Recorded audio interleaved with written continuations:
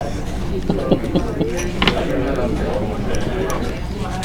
sorry, I'm sitting at the end. In 1980, they gave me 25 line items to program the program. And I asked people to give it. This is the previous one. Right. And I said, do you guys have any idea how much time it takes to program that?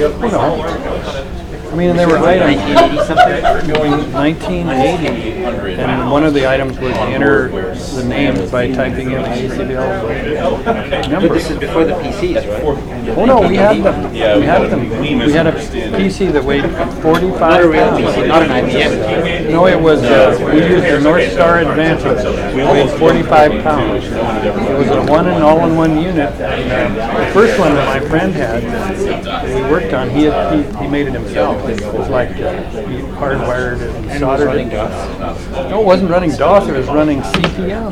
So, all right, that's what I thought too. So then, how did you port it to DOS when DOS showed up? DOS showed up in about 1982 or 3, and the first IBMs came along. We just recoded it.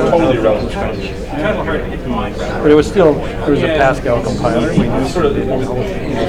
But in those days, we didn't have memory space. We had 64K. So we had the main program its data, and we had to copy in all these subroutines with its data, and they couldn't crash into each other. I mean, you talk about a pain in the ass. I was there. Yeah, I mean, we used to have sheets around the room showing the addresses so that we didn't crash the data into my friend's apartment. We had 21 subroutines. They were all around marketable. Was it a commercial thing then? The first version, were you getting paid to do it? Yes. By who? ACBL. I sold it to them. I didn't sell it to them for $1.5 million. That's $1980 too. So you got it. But we had no idea what it was worth, because we couldn't walk across the street and sell it to McDonald's. Why couldn't you sell it to local clubs? Well, we could have, but we weren't geared. We were from Oregon, for God's sakes. We looked like a couple of guys that rode in on a truckload of pumpkins. What'd you get for it back in the 80s? Oh, I'm not even sure. We got paid by the table it was used. You go to rent that. Yes, but I didn't. But they didn't implement it, so we got sort of whole. If they'd have implemented like I said, I'd have made some good money. Here at 10:30 tomorrow morning. Okay. Same room? Same room. All right. Thank you. No, we came up with this idea of sort of a card. Yeah. No, that would have been so sweet to do like 3 million. Well, of course. I wrote them a prospectus for 5 years. I said, well, this is what you're going to save, because you're going to do it directly. And I talked to a patent attorney about this. He said, well, you just asked for some of the royalties. He set it all up. But then they sort of got us by not implementing it until our contract is up. So then the 5 years went by. And Yeah, it was history. So that was the story. It was a great experience. it goes to show programmers should never negotiate. Oh, absolutely. It's the biggest mistake of my life. I was too invested in it. I was too vested in what I wanted to do. And you know, when they threatened me, well, if we're not going to use yours, you're getting nothing for it. So I just couldn't do that. So I couldn't negotiate. It's a big mistake. But it was very interesting. I'm still one of the, Charlie McCracken. You ever heard of Charlie McCracken? He's the director. He was the liaison we had with the ACBL. So we talked to him, and we got it all going forward. He's the guy to squeeze. No, he didn't. He eventually got moved away, and they had his replacement. Charlie was very good. And he was very loyal. It's not being streamed, right? We're just recording it. Away with him. It How got long to be did the crazy. program last before they were? It lasted from about 81 to 91. And then Loboshinsky came in with his program, but the look and feel of his program and all the recap sheets is exactly like that. He just cloned your program. Yes, most of the stuff I designed all. And he wrote it externally, and then they hired him. Well, he had some inside track people who sort of got him on board. He was a Canadian. They got him. I don't know how that all happened, but his program does. I mean, if you looked at it, the screenshots of entering stuff looks the same as what we were. I didn't realize he wasn't commissioned to write it by the ACBL. He came with it.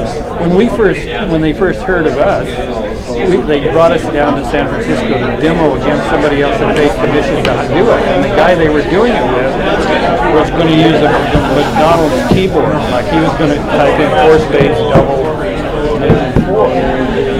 So So I think we were all set up to do this, and we just eliminated the 0 and dropped the inner key. So you go 1 1 minus was a minus score, 1 1 inner was a plus score. We killed them. He had way too many keys. Killed them on what? The speed? That was Speed of entering the scores. You'd do 4 sections, you're sitting there. He did 1, we did 4. Because he got killed on the key score. I mean, you're entering way too many keys. We figured that out pretty quick. It's almost 1/3 more. Oh, yes. Yes. Well, and then the minus score, if you went minus 1 1 to enter, that's another key score. We just did away with all that. So now they had this guy commissioned, and they took another look and said, wait a minute. Oh, so what are you worrying about? We've got a tradition of tossing software that goes all the way back to the 80s. Right? We commissioned it and tossed it in. We did a good job. Well, I don't think they'd ever paid that guy, but he had a keyboard and everything. He was ready to go. It was pretty funny.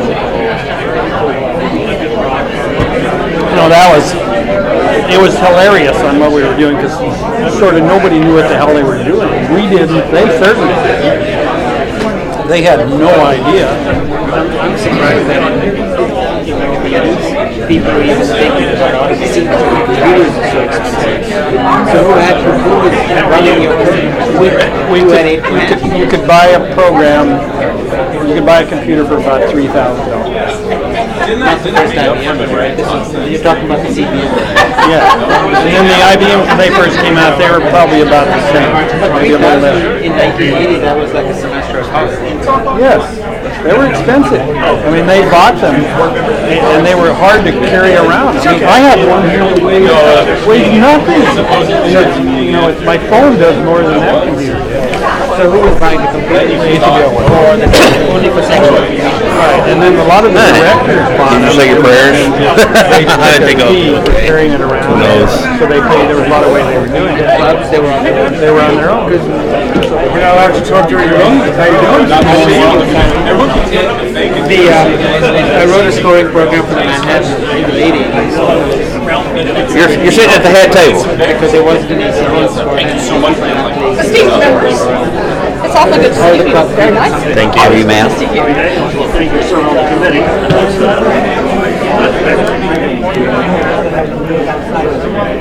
So one of the big, I think I might have told you. They did bring your big breakfast. discussions we had was. Sure did. Oh, these people are all playing cards. That would be my first question. Why aren't you guys playing bridge and paying entry fee? Rudy said, well, we won't even fill the first 2 rows.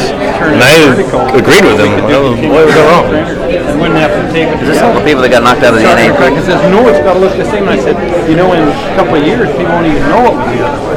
Did they used to post the actual paper ones? That's how they scored it. No, they used to post the tickets on a big sheet. Good to meet you. I never would meet people in person. Well, I'm Hi, how are you? Hi, I'm fine. How are you? Are you going to write up about I this in your am. daily I'm going to bulletin? take pictures and run, I think. Well, maybe I'll run with you. No, I don't think so. Close the door behind you. You think nobody's sued? Just hold an elevator for us. Yeah. I think that could have been it. One's downstairs. Ours do, no? They must know you're going to talk a lot. So before they used computers or your program for meetings, what would they post? Well, we had pickup sticks, which we used for a while, and they would post those on a rack. Just then they called it a burner. It was horizontal from what it was today. So it had a slot for a score. They'd write the score in there, and then they'd go over the top of it and match point it with red. So that's where the half flashes came out. And then they would just post the whole thing on Right, and then it had a burner on it. It had a carbon copy, so they'd peel off the top and go up the hinge. And Barry Crane used to be able to add up his scores faster than the director. Okay, folks, we're going to get started in just a couple of minutes. Please find your seats. Who had won. You have to turn that recording on. I don't know. I think he's got it on. Are we recording? Yes. That's the microphone. Thank you, everyone, for coming. It's great to see such a nice turnout. We really appreciate you taking the time to come here. My name is Robert Hartman. I'm the CEO of the ACBL, and I'm pleased to welcome you here to our first public forum of the Management Technology Committee. We're going to be doing one of these at each of the NABCs around the same time on the first Thursday of the tournament. I formed this advisory committee in the fall of 2014 to help advise me and the ACBL management team on technology-related issues as we pursue the shared goal of improving technology. Technology is complex, and in business and in life, sometimes plans don't work out as you hope. Mistakes are certainly made in the case of ACBL Score Plus, and I'm looking to this committee, which I must say is a 5-star committee, that to really help the ACBL move forward. I'm going to have each of the committee members introduce themselves and tell you just a short bio of their background, so you could get to know them a little better. We'll start with Uday and work around. I'm going to give him an extemporaneous bio. Here you go. You have to hold it down. You have to hold it while you're doing it, I think. I don't think so. My name is Uday Ivaturi. I work at Bridge Base Online. I'm a technologist. I'm a manager. I've got 10 years experience, 20 years experience in bridge and programming. I'm one of the 3 independents on this committee. You don't have to hold it Say it down. again. No, I have to remember what I made up. It's working. You just gotta get closer to it. Swallow. I don't think so. My name is Uday. I work at Bridge Base Online. I'm one of the 3 independents. Can you hear back there? All right, so it's not me. Try again. A little louder. Why don't we have Merlin go first? Go ahead.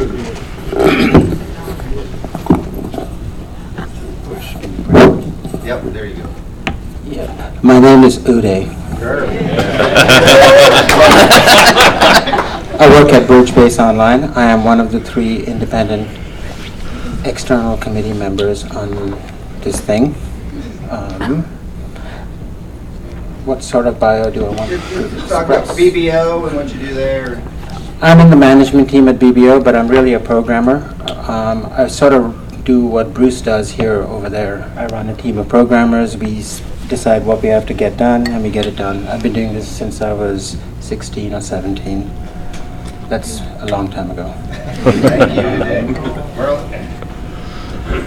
My name is Merlin Vilhauer, and I'm from District 20, which is, for those of you who don't know, that's in Oregon area. I've been on the board for 4 years. One of my hobbies is writing computer programs that sort of do nothing. But I also wrote the first one that ACBL used in 1980, so I have some experience in this arena. My name is Ken Horvadell. I've been with the ACBL as a member since I think 1998 or 1996, and I've been employed with the ACBL for about 10 years now. I started as a tournament director, and I'm currently a manager at ACBL headquarters.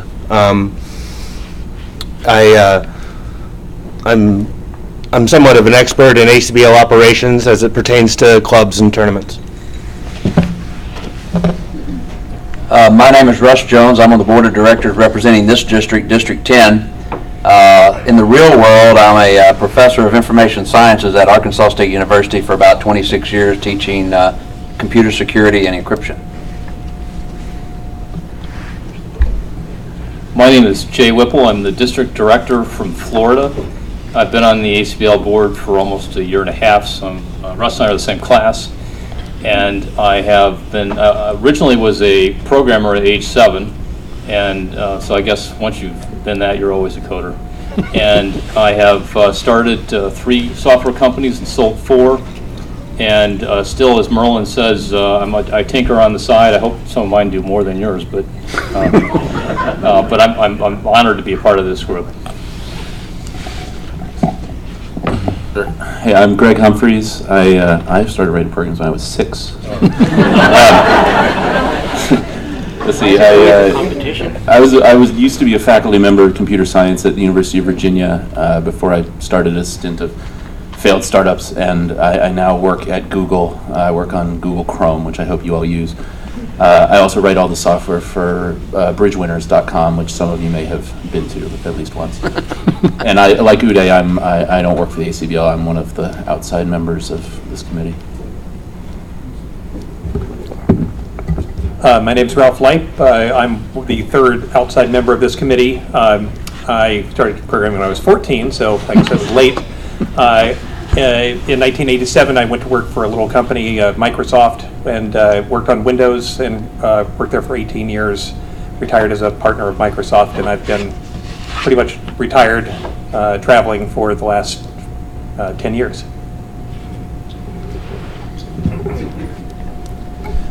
My name is Bruce Knoll. I am the IT director for the ACBL. I've been with the organization for 2.5 years now. I am from Michigan. I spent 20 years in the automotive industry. Unfortunately, with their financial situation, I've moved on from there. But I've been through the programming ranks and have been in IT management for about 15 years now. Good afternoon. My name is Tony Lin. I'm a software architect to ACBL, but my background was in chemical engineer many years ago. But I also hold an advanced degree in computer science and business administration. My expertise is in application development, and in recent years, I'm in implementing project management in a large corporate project. So I came into this service function in April last year, and starting from the evaluation of the Score Plus project at the time, and subsequently also instrument and architected the ACBL Live. Thank you, everyone. We want to make sure our time together is productive and well spent. I hope you guys listen actively, ask good questions, but also be respectful of one another. We want to make sure this is a civil conversation. I know there's some heated opinions on this topic. I just want to make sure that you don't speak over one another and show respect. This is also being videotaped. The plan is to archive this for people that couldn't make it here today to have the opportunity to listen in and at their leisure at another time. So I'm going to turn this over now to Greg Humphreys, who's going to provide a summary of the work done to date. Thank you. So this committee is charged with a lot of things. Most of what I've been interested in has been specifically ACBL Score Plus and the project that went on. And what I've learned through my investigations and talking to people and reading documents and looking at code is that at the end of the contract period between Hammond Software and ACBL, a piece of software was delivered that didn't perform as expected. Right? The original contract as written called for something that could be deployed as a complete replacement for ACBL Score, that had all the same functionality and operated in a more modern and flexible modern architecture. And the software that was delivered fell short of that goal. There were a few sort of really key big pieces that were missing. In particular, like the software couldn't handle pair movements. There were some issues with financial reporting, which is a large portion of what ACBL Score does. And there were a large collection of small things that probably wouldn't have been too hard to fix, but nonetheless were there. And so that is my understanding of now, why the contract ended and why the Score Plus hasn't been deployed. There's been a lot of talk about whether pieces of it could be deployed. In particular, there are parts of the software that are more complete than others. For example, the software that runs knockouts is, as far as I can tell, totally complete. And I'm sure there are small bugs here and there, but it could probably be deployed. It's being used currently by a number of tournaments around the country. I know there are plans to use it in Gatlinburg. I know you've used it in Florida. And as far as I know, everybody who's used it really likes it. That being said, it's one component of a whole, and the contract specifically asked for something that could completely replace ACBL Score, and it can't do that. So our goal moving forward is to try and figure out a way that we can roll out a replacement for ACBL score in a more modular way, to roll out individual pieces that can replace the functionality of ACBL score one small part at a time. And we still haven't yet really figured out whether or not it makes technical sense to do that with the ACBL score plus code base, or whether we should use it as a blueprint to build something new. It's not easy to take something that is mostly done and tease it apart into individual pieces that are completely done and then deploy those separately. It's not saying it can't be done, but it's not yet obvious what the best course of action is.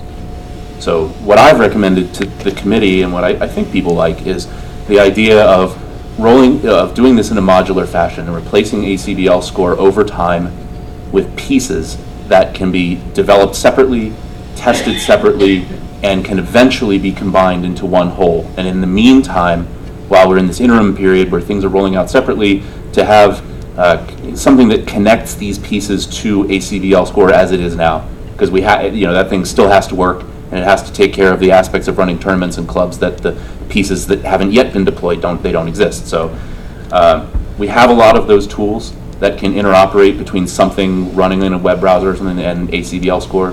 Some of them were delivered by Nick, and some of them have been developed in-house.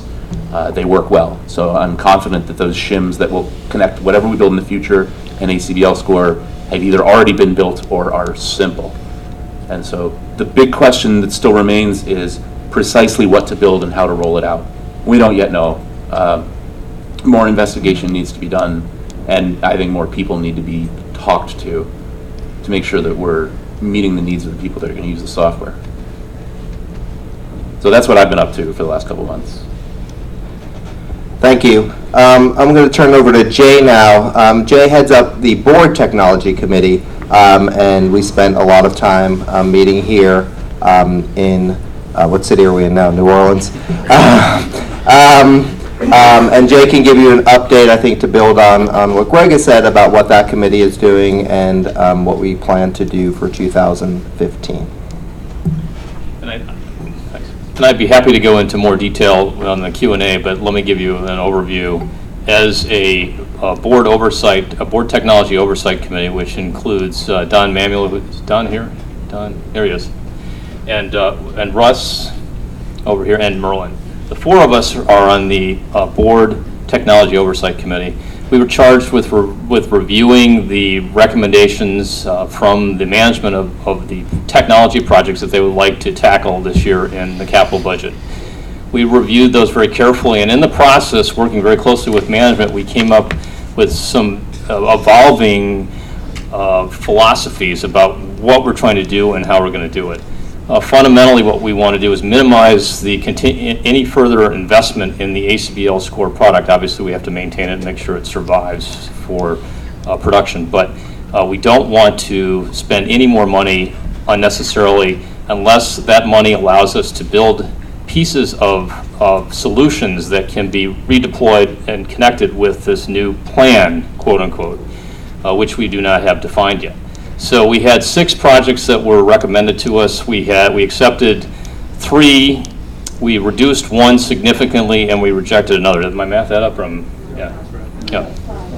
That's 5. Well, and the reason it's 5 is because we actually consolidated 2 of them. So we had a significant dollar reduction. We went from about $484,000 down to about $133,000 capital. But that recommendation reduces the amount of work required, and it looks like that is about a 6-month window. So in effect, our capital budget is really kind of a 6-month capital budget, and that gives us some time to be more thoughtful and deliberate about what the next steps will look like as we develop the next pieces of the plan. In meeting with the committee, we just didn't want to talk at you. We wanted this to really be an interactive dialogue, really have a chance for you guys to ask lots of questions, and that's what we're going to transition to now, kind of a Q&A, open forum, an opportunity to listen and to respond. So we do not have a microphone here, so if anybody has a question, please raise your hand. I'll call on you, stand up, Kevin, you don't have to stand up. You could stay seated with the broken foot. But that's how we'll do it. And please speak in as loud a voice as you can. If you can't speak loud, we'll repeat the question up here. Who's first? Kevin, don't let me down here. Can you just explain a little what's going on in the last couple days? Because it sounded like there may have been a change of what's happening with the ACBL score from what was posted online today. Okay, yeah, the question was to explain what's been going on the last couple days. I guess people have gotten the impression that things have changed. I don't think anything's changed. All that happened was I'm trying to make the most sincere effort that I can to make sure I understand exactly what ACBL Score Plus can do. Because I hadn't yet quite seen it, and I had we have the source code, but getting it up and running is a bit of an ordeal. And so I spent some time on the phone with Nick Hammond, just having him help me through the issues of what it can do, and then of how to get it up and running, and then also having him show me some of the features that it had. I think it's important that we all have as complete an understanding as we can of what was actually delivered, right? Part of the reason that that's complicated is that the software as delivered was not actually installable, right? I mean, all of you have probably bought some piece of software in your life, and when you do that, you usually click a button and some mysterious spinner comes up on your screen, and then the software is installed on your computer and you use it.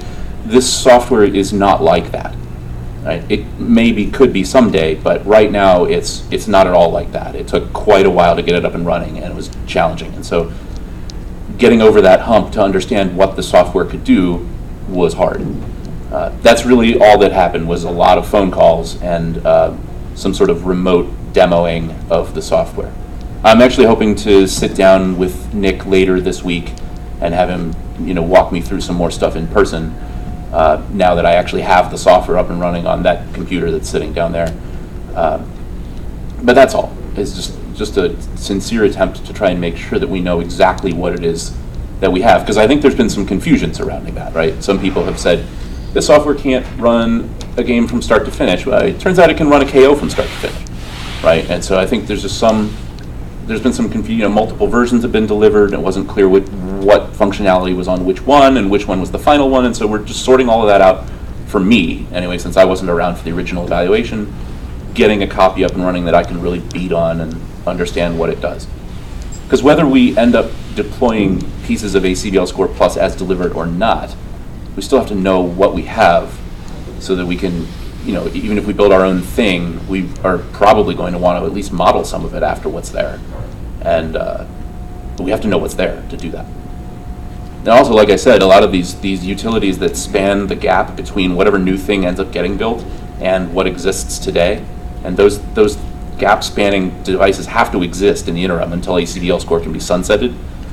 A lot of those exist in what Nick delivered, and we have to know what's there. So that's all that's going on. It's just fact finding right now.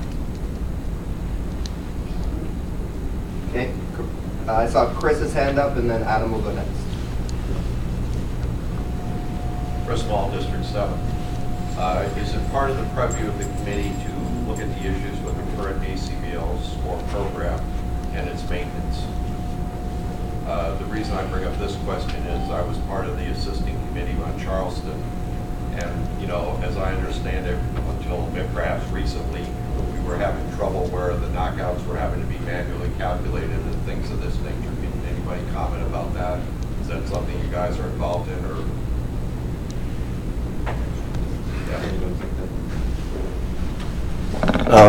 Well, as far as the maintenance of the existing program goes, right now we are focusing on trying to make it so that we can keep it up and running. The master point changes that were that went into effect at the beginning of this year were very difficult to code. They involved structural changes to events that it was assumed would never change, and that was probably a faulty assumption on the part of the initial developer. But even so, we're dealing with a program that has slowly evolved over time and has become very patchy. I mean, and so it took a while to get it done. I mean, but we did eventually get it done. It's been tested, and the latest version, 7.91, is what we'll be using at this tournament and in tournaments going forward. Thank you. And I just want to make one footnote, because I've sort of been watching this in parallel. While we've had significant unexpected problems with the actual ACBL score, I've got to commend the existing technology group for coming up with a interim solution and that they were able to deploy to all the directors, making it relatively seamless to the players, but needless to say, unnecessary work for the directors. But they did a great job covering while we were scrambling to fix the code. Adam, next up. Is that the only answer? Is that a sufficient answer to your question? Is the mic. Thank you very much. I'm Adam Parrish from District 25. I'm curious about the initial evaluation of ACBL Score Plus that happened around last May when the final version was delivered. I would just like to get some more details about what happened, who was involved, what exactly you looked at. It sounds like the final version that Nick gave you, Greg didn't find until recently. And I'm curious about the prototype that was built and the $150,000 that was spent on this evaluation. So as much information as you could give me about that, I'd appreciate it. Yeah, I'll start quickly and I'll turn it over to Tony. Throughout the process of working with the developer, we saw lots of demos. It seemed like every month, every other month, we saw another demo. However, when the final product was delivered, which was about maybe a month and a half after the, maybe 2 months after the final demo, we did not have that final product demoed, and that was probably a mistake. We should have had that done. But all along the way, we saw a number of demos happen. I will turn it over to Tony to give you the specifics of what we did.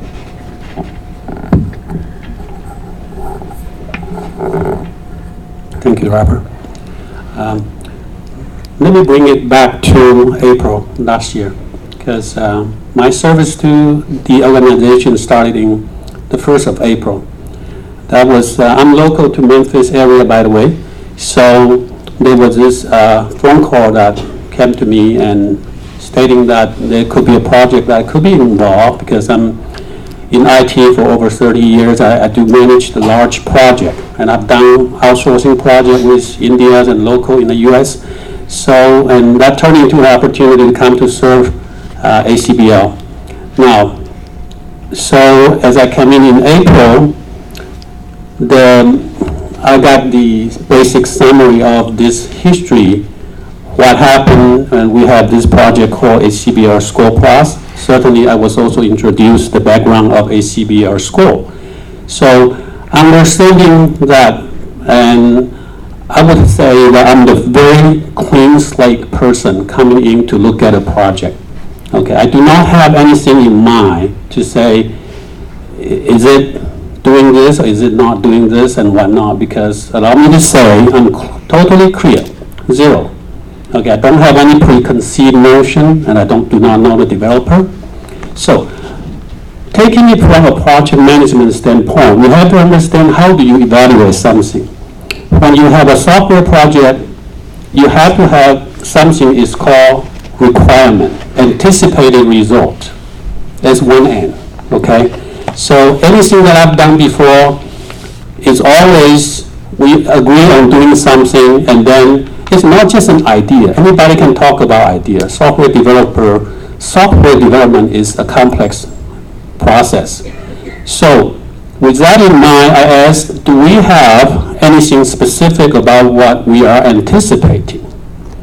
Okay, so if the goal was simply stated as, we want to have a replacement of this program, in this case, let's say it's ACBL Score, I say that's not enough. In a program project management standpoint, we have to say what exactly do you want the developers to do? And what are the features? So I spent a little bit of time explaining this to you all. That's where I came in from. Because you can never compare an idea to a deliverable. That's very important. I wanted to share with you. So with that in mind, the first task, when Robert said, I'm going to call in the experts and folks to come in to join us, and you're going to facilitate, help us work through this process. That's what the activity actually took place. And at Pleasant, we had Merlin, we have Dr. Jones, and we have Ken, Robert, and we have Bruce. We also have several other members of ACBL, and and so if you want the exact name, I can give you the name. Is this sufficient? Anyway, we have a panel. I would love to know them. There's Sorry? other people involved. Yes. Okay. You should mention Tim. Yes.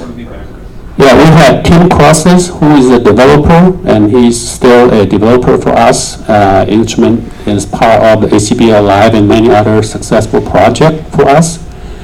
We also have David White, who is our ACBL employee, also is servicing in as TD. All right? Okay.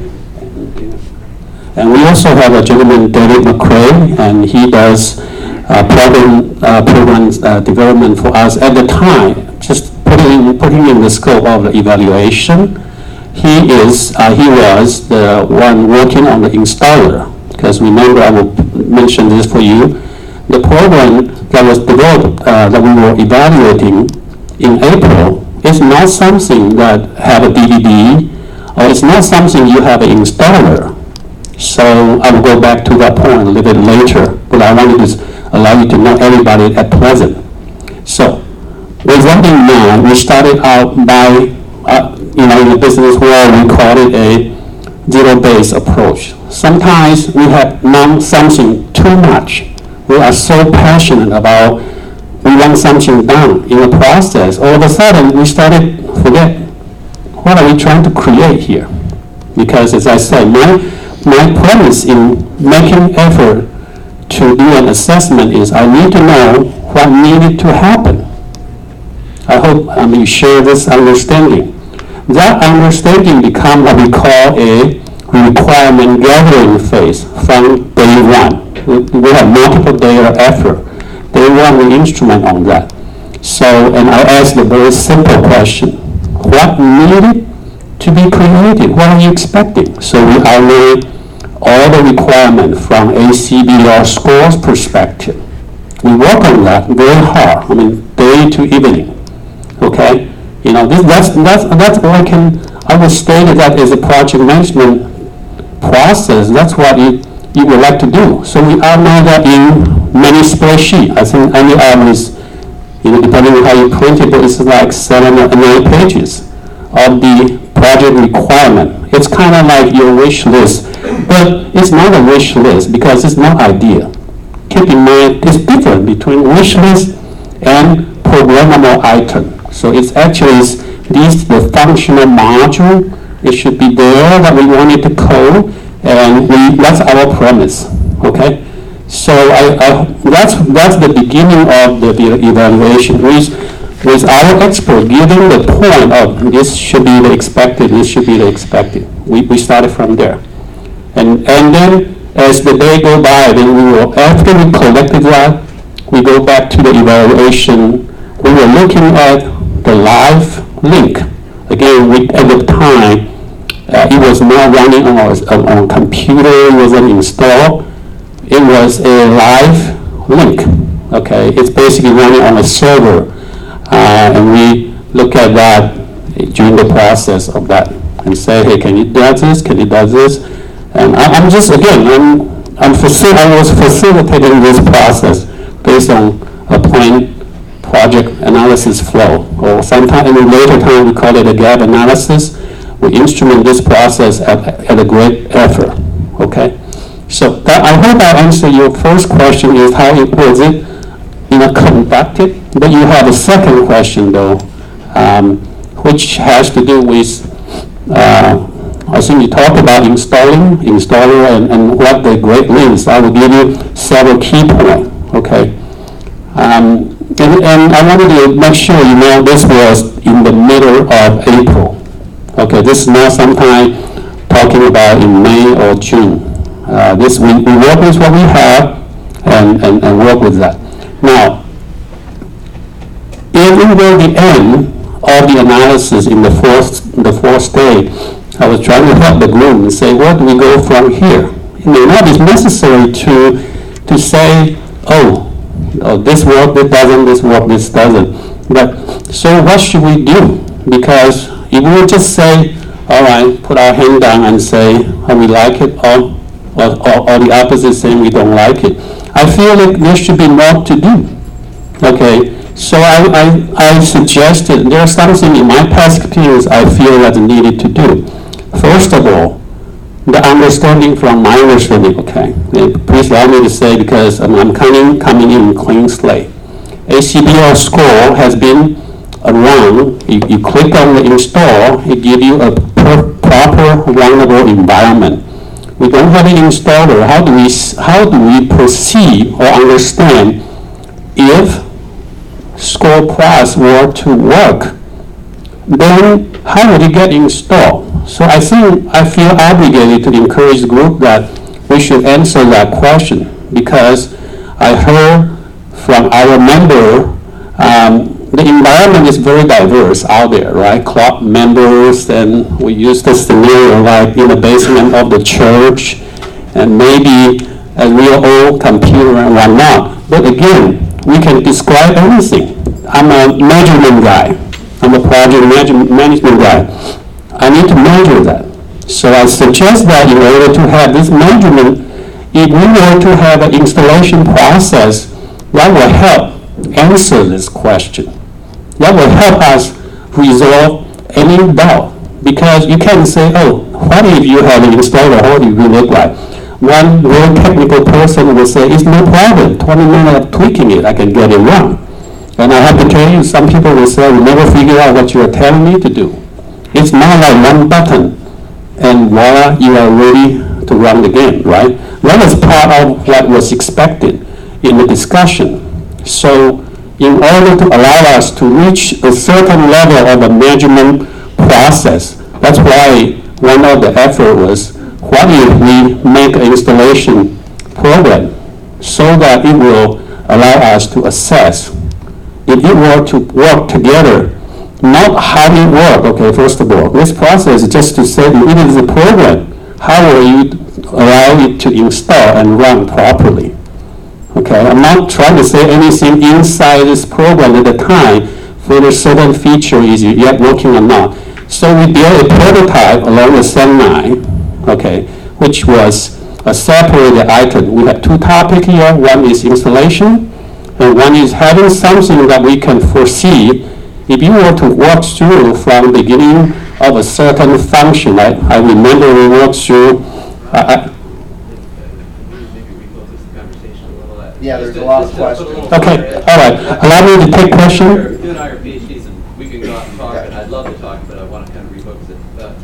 Whatever Adam wants answered, that's fine. But just my take on this prototype, I would actually like to hear from the business perspective, either from you or Ken, I don't know who's involved.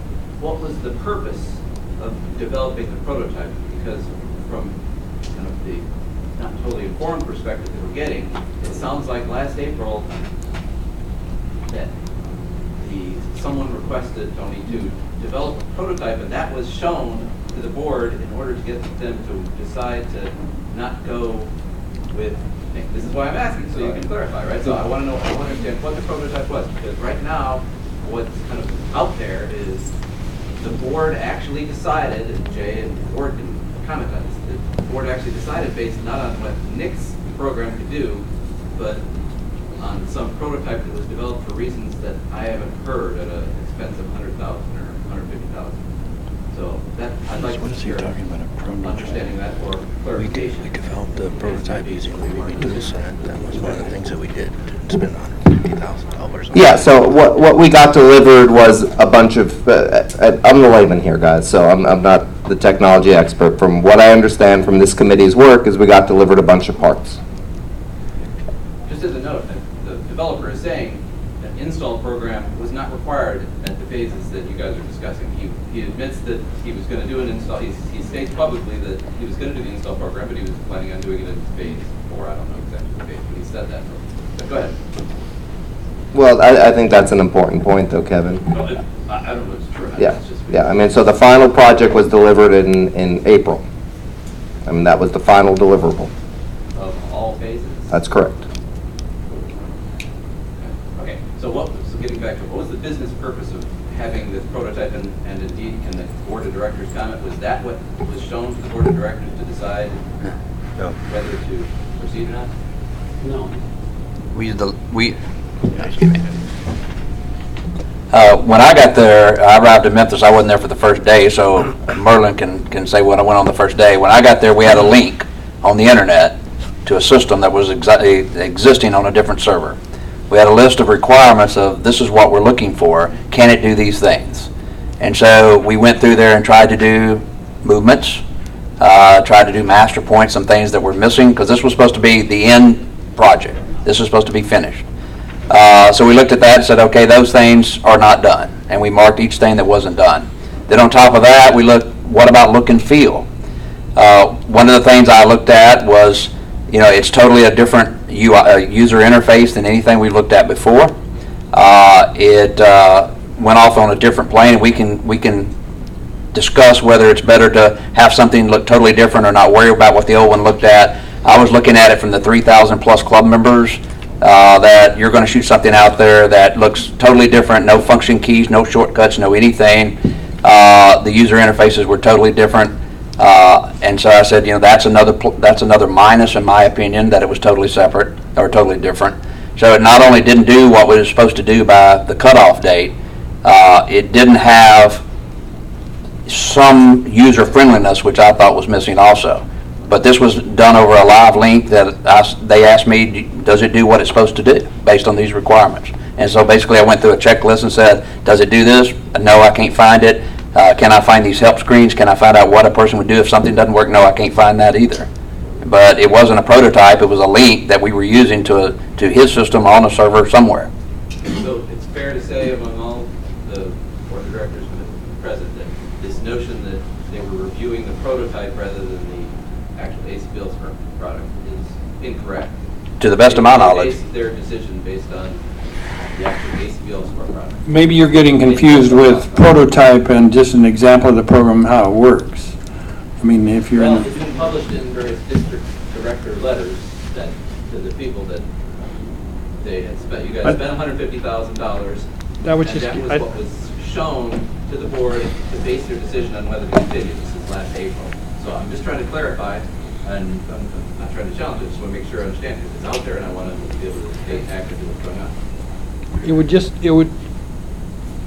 be an example of the program so that we could see what Nicholas wrote and how it worked, and we compared it against what ACBL Score did today.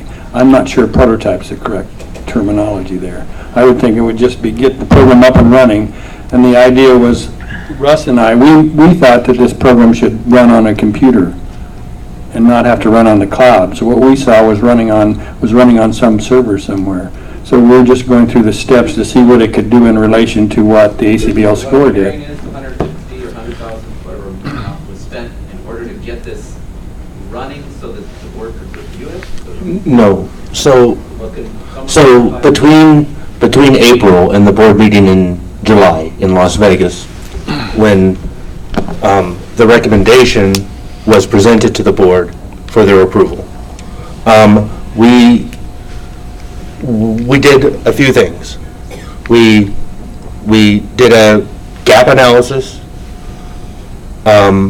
We created an install for ACBL Score Plus, and we did develop a prototype of what a program would look like that could run a tournament from start to finish using the same tool set that Hammond Software used.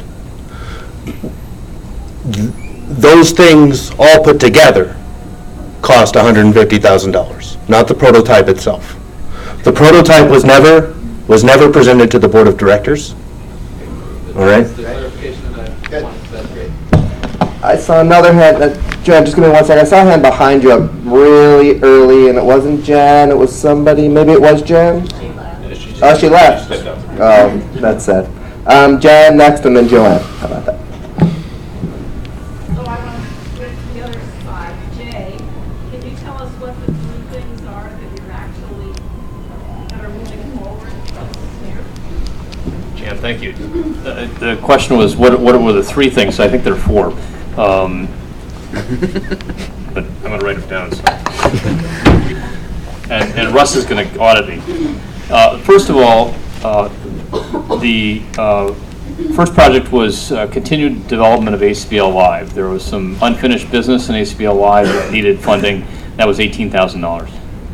The second project was an effort to build an external database that would incorporate all of the play records of players in clubs and tournaments. And we came up with a different approach, working with management and the committee, that allowed us to reduce that back down to a much smaller number.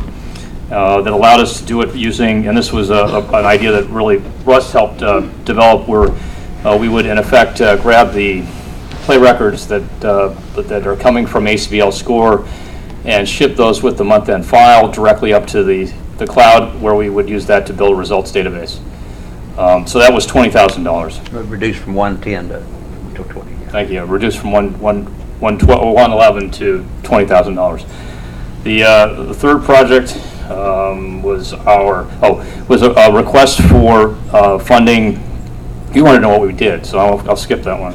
4 and 5 were the 2 items that were related to KO starts and projection system that allow us to display those, including Swiss table assignments. And that was fully funded at $33,000. And the last item, was a request that we, a $40,000 request. We fund some migration efforts from DOS to ACBL Score. In lengthy discussion with management, we thought it would be more productive to redirect those efforts to actually moving those DOS elements directly into the future, rather than using an interim step to ACBL Score and then replicating that again into the future. So we wanted to focus particularly on the financial reporting for tournaments. So fundamentally what we've done is we've authorized a $40,000 effort to try and replace our tournament financial reporting system. Those were the 1, 2, 3, 4 items that we chose to go forward with. Does that answer your question, Jen? A little bit, yeah. Can I ask a little more about ACBL Live? Because when you say it's only going to cost a little bit to finish it up, does that mean that it'll really give you interim results, or is it going to stay the way it is and you can't get any information until the event is finished? I'll give you my example. I had a dinner date with someone, which was contingent on that person losing their afternoon knockout. Now, to me, it seemed like I should be able to take my phone, type in the person's name, and find out whether they lost their afternoon knockout match. That seems pretty simple, right? Well, I'll Exactly. So you're looking for a little more functionality, perhaps, than you're able to see right now in ACBL Live, and I'll let the content experts talk to this, but I'm very encouraged by the work that's being done. There's still work to be done. There's no doubt about it, and and you're never done in any project. There's always going to be more enhancements and more work that we're going to want to do. So this funding was identified gaps in the functionality that we wanted to include, and I'll let them talk to them specifically. Right. So as far as enhancements to ACBL Live go, it is an ongoing project. It's going to be used here at this NABC. We think it's better than it was, but it's not perfect. A lot of it is contingent on the limitations of ACBL score itself, and the existing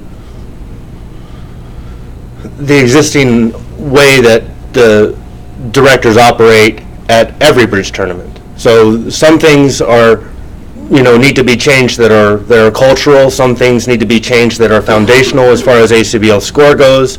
It's not to say that we can't give people what it is that they're looking for. I think ACBL Live is much better than it was. It still isn't going to have the KO after every session, and but that's something that we would definitely like to continue to add. I called on Joanne before I saw you left the room, so if it's okay if we go to Joanne first and then back to you. Thank you. Hi, just a follow-up question. I have a bunch of questions, but Joanne's from District 17. Greg's happy to have you leave District 4. I don't know about buying. But follow-up on ACBL Live. Functionality, we had leaderboards before, mid-event. So I would suspect that's not a limitation of ACBL score, because before ACBL Live was implemented, we could go in after every session and get a leaderboard. Now, as of the last NABC, we were not able to do that until the end of the event. That's correct. At this tournament, the overalls is a part of ACBL Live. If you go in and look, you'll see some overall buttons. Those will have your leaderboards as long as the TD is pushed that event up to the cloud. So we will be able to get that. Yeah, that's new at this tournament. Regarding the Bridge Score Plus and the original contract, it was mentioned that the contract called for a complete implementation or a replacement of ACBL score. It's obvious from the discussions that that was not what was provided. However, it was my impression, and I could be wrong, that we did pay on the complete contract price. Is that correct? To the vendor? Did we pay the vendor in full? That's correct. And when was that decision made, and who made the decision?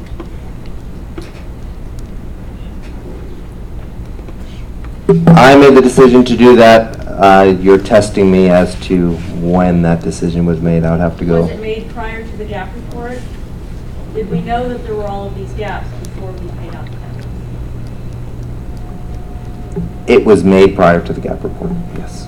But, and were you aware at the time that it didn't meet our needs? The way that the contract was written, the amount contractually had to be paid. So, yes. Is it possible to go back to the vendor? I know there's issues with this, so I'm not trying to cause a riot. No, I understand. But is it possible to say, okay, you didn't meet the needs of the contract, we would like you to do that, without having to pay additional money? It's difficult for me to talk about legal type issues, so I'm trying to be careful here. But those conversations were had with keeping the vendor on longer, but there would be a fee for that. My other question is functionality. It was mentioned that there's a possibility to continue on developing parallel things and maybe using part of Score Plus. As I understand, Score Plus is a web-based server and operates on its own platform. Would that require anything that is developed to operate in conjunction with that to also be a web-based server, or can we use them in parallel where one is a web-based and the other isn't? And what is the thinking along those lines? I don't think there's any hard requirement that things would have to be the same like you're describing, but you don't want to end up with some sort of Frankenstein monster of a system in the end where you have, the KO module has a look and feel that's, like this, and it runs on the web, and then the way you run a pair game is you run a program that only works on Windows. Windows, and it's like you don't want this cobbled together mash of stuff, and that's really represents my reluctance to recommend doing something like rolling out the KO portion of Score Plus, which does work fine, right? I mean, lots of people have seen videos of it working fine, and if you go to a big tournament, you'll probably see Nick demoing it, and it's pretty good. As long as the KO is big enough that it's worth running at all. So yeah, I mean, you can absolutely cobble together different pieces of software any way you want. A lot of the stuff that's useful in Score Plus that I've found is actually these separate command line utilities that don't run in the cloud, and they are not platform specific. They're things that bridge the gap between his web stuff and ACBL Score, the old version, specifically interchange with game files, right? So when you run it, for example, when you run a KO through Score Plus, at the end of it, it can produce a game file that's bit for bit compatible with ACBL Score. And so that's useful. You can then do something like run that through the master point reporting system, or you can do whatever you want with it. You can use it to print a recap sheet, but he has tools himself that can take any game file and print a recap sheet that looks the same as the one ACBL Score would. Those are the kinds of tools that we need, and those exist on their own. So I'm pretty eager to find out exactly what they are. I understand things like that have been developed in-house as well. There's probably some overlap and probably some complementary functionality there too. And do we have the rights to use those tools independently? Or is that something that we legally or contractually have the right to use? Yes, we do. Yeah. I know you may have some more questions, which are fine, but if we can go to somebody else and then come back to you later.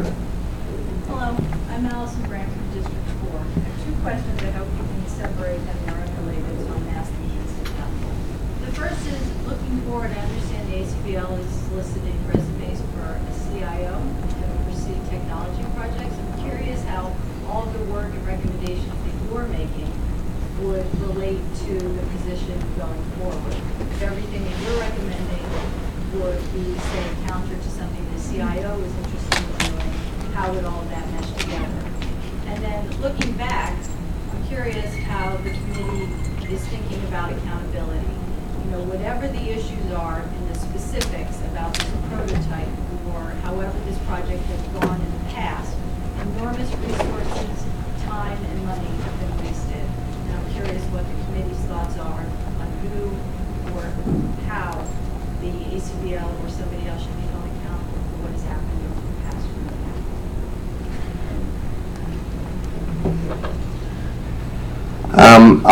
I'll start with the CIO question. First off, members of this committee are helping to vet the resumes that are coming in for that position. So this committee is actively involved in helping me and helping the league in making that decision of who is hired. And I must say we've gotten a number of quality resumes, and actually some that play bridge, which is always very nice. The CIO, once he or she joins us, will have to jump right in and work with this committee. And there may be some things the CIO pushes back on and has different ideas. And just like anything else in life, there will be a conversation and some decisions. But one key thing is we're trying to get the CIO on board quickly before this committee gets too far down the road with putting things, setting them in stone. So again, he or she could actively participate in that process.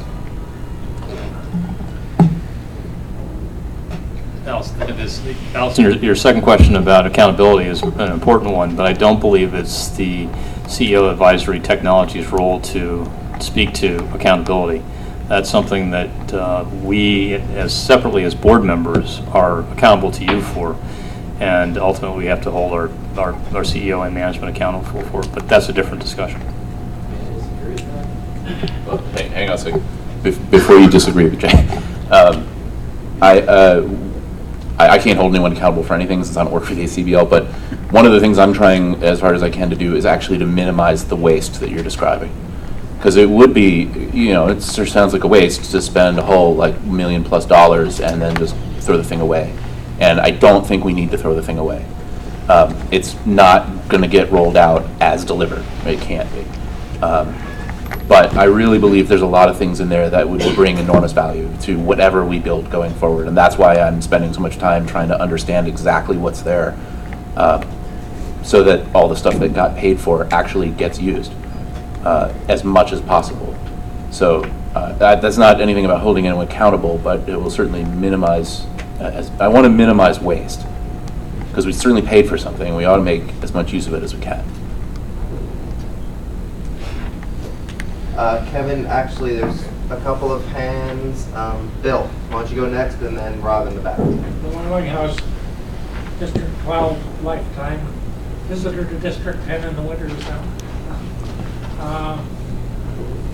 I know when I was on the committee that sort of set the ball in motion to try to create a more modern successor to ACBL score. And there are a couple things that I know we were interested in, and given what Greg has said, that I don't know where they sit in the time scale. But one of the things is that if you play in a tournament, the game file is readily accessible. If you play in a club, the clubs at the end of a month just send you who won how many master points. Now I know those files exist and they can be reached, but not easily. And so I know that was one of the things that people hoped, is that club reporting would be much more like tournament reporting, so that you could get at everybody's club files easily. And the other thing that's not quite related to that, but important, was we are, at the moment, a cash-oriented organization. And it's a little disturbing that you can go to an entry desk at a national, and there might be $50,000 to $100,000 sitting out there in plain view. And this is kind of a scary thing. And one of the things we hoped is that somehow we could become less cash-oriented. I don't know where those sit in the picture, but I know those were, if you like, part of the wish list at one time, and I don't know where they fit into the scheme.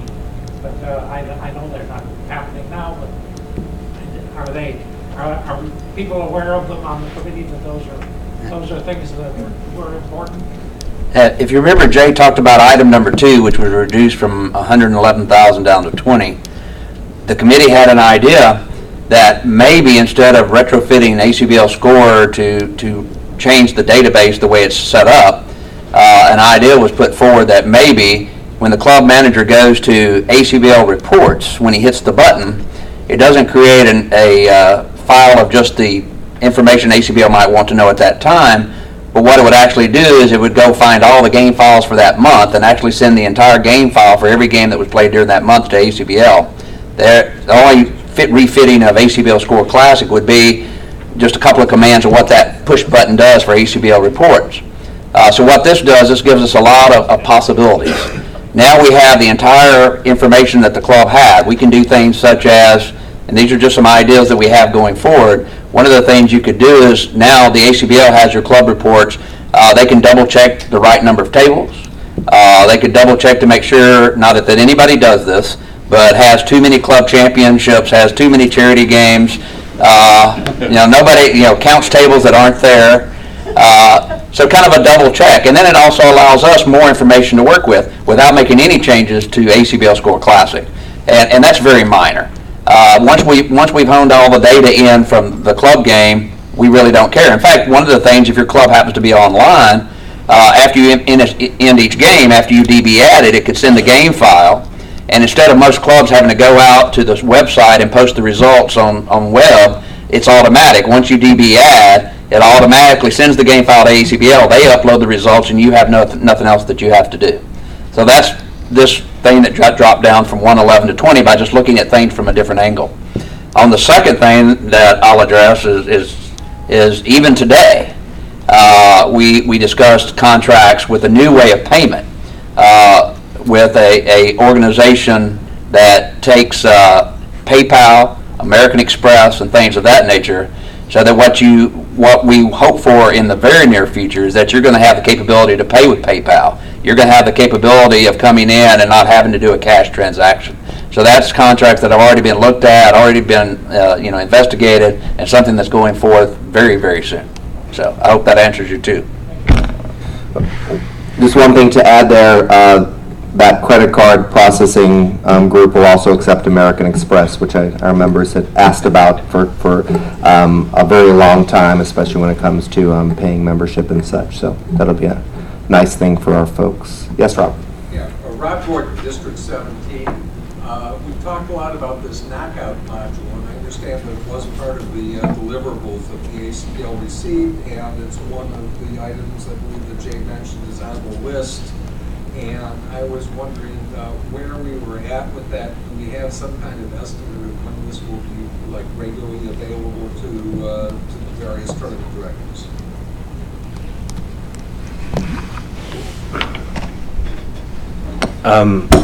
I don't have an estimate on that. It's on the project list for 2015, so we certainly hope to roll it out in 2015. But it's not the highest priority project on the list. It's one of the lower ones, so later in 2015. Yeah, Rob, we also want to see what can be repurposed from the existing code that we have from ACBL Score Plus on a project like that. So that has to be investigated as well. We don't want to spend more money than we need to. If we can repurpose that code, that would be beneficial. Kevin. I just wanted to get back to the thing. Of course, Jay was talking about accountability in response to that question. Of course, I agree with you in a technical sense that accountability goes through the board. But what I'm sensing, just from my volunteership and talking to people, is that, and from what I've heard today, there's just not enough understanding of how important it was to lose 1.8 million or maybe slightly discounted if we reuse some of that, but just I don't sense any urgency to say we need to be introspective, not accountable, maybe not the word I would use. I don't need to scapegoat folks, but it's a major mistake, and I haven't heard anything here today that would prevent this problem from recurring, because according to Greg's talk, we're going to be basically going through a lot of the same process again, maybe not with an outside vendor, but I haven't heard a clear path about how whatever problems that might have ensued, maybe there's management issues or Horn Lake issues, maybe there's BOD micromanagement, which I've heard a little here when I hear about that committee deciding on $100,000 of capital projects. That kind of scares me a little. And I haven't heard whether even now we have full specifications on what ACBL score or its replacement should do, which has come up particularly in the context of the problems we had in January with the ACBL score replacement. So I do think accountability may not be the word I've heard, but I haven't heard any real push to say, yes, we're trying to really take a hard look so that when we try to do this the next time, not to blame, but going forward, what are the problems that were central to this? Because I'm certain it was part of the vendor, but I'm certain just from what I know and from what I hear that there's a lot internally that can be looked at. And so anyway, just as a point, do we have the full specifications of what ACBL score is supposed to do right now? That was a big discussion online. Let me say something about that. So first of all, since the plan, as I understand it moving forward, is to build smaller pieces that can be deployed separately, the specifications for those pieces are, by definition, smaller. They're easier to manage.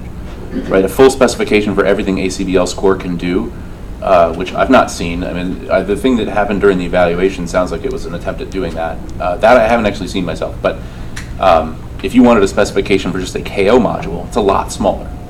Right? And that's something that a smaller, is much more manageable. So if we decide to deploy things in a more modular way, they will be easier to specify. What's missing from that is the understanding that all of these pieces that you deploy have to eventually merge together into a larger whole.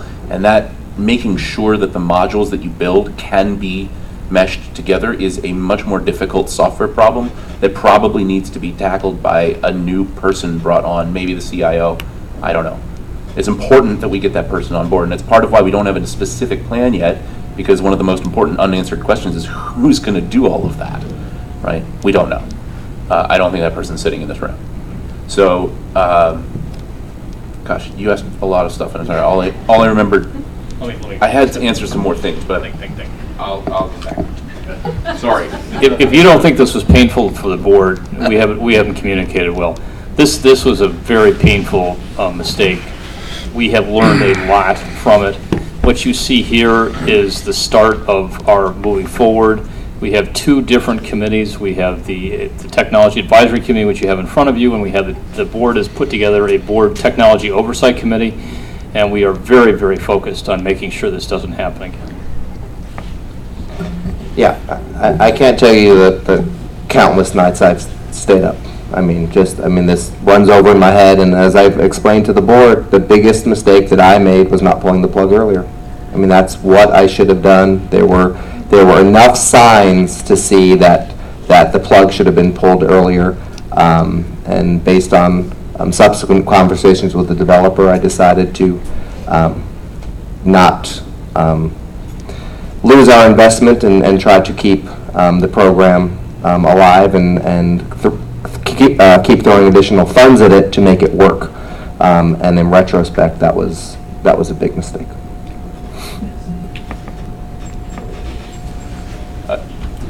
What I had forgotten that I was going to say, Jay said better than I could, which was just that I thought that the formation of this committee is somewhat a reflection of everyone understanding that this project got managed really badly. And this is part of the outcome of that. This is why we're sitting here. I wasn't part of that management, so I'm not really criticizing myself, but I don't think anyone up here will stand up and say, we're proud of how this project worked. That's crazy, right? Everyone... I hear with regard to the ACBL score problem in January that some specific master point calculations still aren't known, and of course it's discussed about the Swiss matching algorithm that so to some degree, although I'm sure there were problems with the vendor, if he didn't get specifications, which is something I said 3 years ago that he needed, if he defined what he was supposed to do, if he didn't get specifications, it's really hard to do that, right? He can't complete the project unless he knows what he's supposed to do. I think another part, Going forward, I'd like to avoid that. Right. One of the lessons learned there is that you probably shouldn't allow the same person to write the RFP and build the project. One of the other things I'll say that you can tell we learned our lesson is the scrutiny that we went over the 5 budget items for next year, and the reduction from 480,000 to 130,000 is our being extra scrutinizing on those items to make sure we don't invest in anything that is not future looking. So that's fair, but when I hear that, just so you know, my reflection is I hear it kind of the micromanaging. The board has had a tradition that they've been criticized for micromanaging, and I hear that the board is getting into 100,000. I worry there's micromanaging there. I would like to see this board generally set bigger technology goals instead of looking at just specific projects. And I know this is not the board of directors. I think we agree with you that it is our role to set the bigger technology strategy and not be involved in specifying how the implementation should take place. The CEO advisory committee that you see here actually is drawing upon outside experience and expertise that can help direct them, but that's not the board's role to tell them how to do the job. It's more what, and we do need to stay focused on that. Thank you, Kevin. I just want to address the specifications board.